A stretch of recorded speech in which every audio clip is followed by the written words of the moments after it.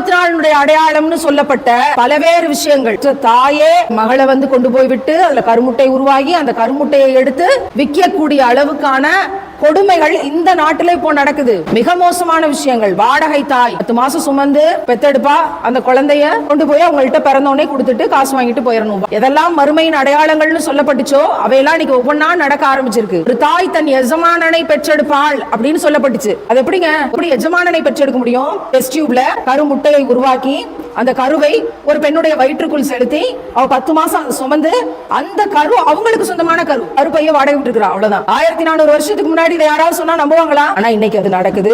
மகப்பேறு மையங்கள் இருந்துச்சு நாங்க சின்ன பிள்ளையா இருக்கும் போதெல்லாம். இனி வர்ற காலத்துல மகப்பேறு மையங்கள், மருத்துவமனை அப்படிங்கிற பேரை எங்கேயுமே உங்களால பார்க்க முடியாது. இப்ப எல்லாமே என்ன மாறிச்சு தெரியுமா? கருத்தரிப்பு மையங்கள், கருத்தரிப்பு மருத்துவமனைகள். இயற்கையா கருவே உருவாக மாட்டேங்குது. அந்த அளவுக்கான சூழ்நிலையை பெண்கள் சார்ந்து இன்னைக்கு நிறைய பார்க்க ஆரம்பிச்சிடும். அதுக்கு நிறைய காரணங்கள் இருக்கு.